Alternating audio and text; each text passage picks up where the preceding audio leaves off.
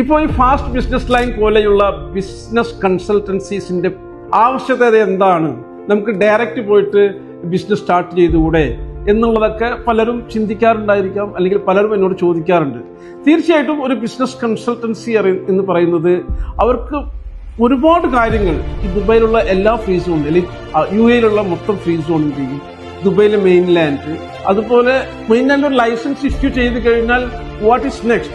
Economic department they will issue the licence for you. പക്ഷേ നിങ്ങൾക്ക് അടുത്ത ഇൻവെസ്റ്റർ വിസ എടുക്കണം, ബാങ്ക് അക്കൗണ്ട് ഓപ്പൺ ചെയ്യണം, മിനിസ്ട്രി ഓഫ് ലേബറിൽ ഫയൽ ഓപ്പൺ ചെയ്യണം, മറ്റ് ടാക്സ് രജിസ്ട്രേഷൻ ചെയ്യണം. ഇതെല്ലാം ഒരു കുടക്കീഴിൽ കിട്ടുന്ന ഹൈപ്പർ മാർക്കറ്റാണ് ബിസിനസ് കൺസൾട്ടൻസി എന്ന് പറയുന്നത്.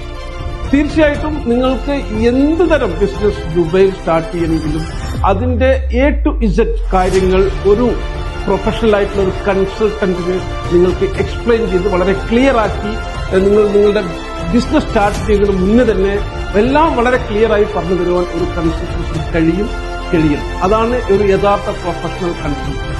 അതാണ് ഈ ദുബൈയിൽ കൺസൾട്ടൻസിയുടെ ഒരു ഇമ്പോർട്ടൻസ് എന്ന് പറയുന്നത്.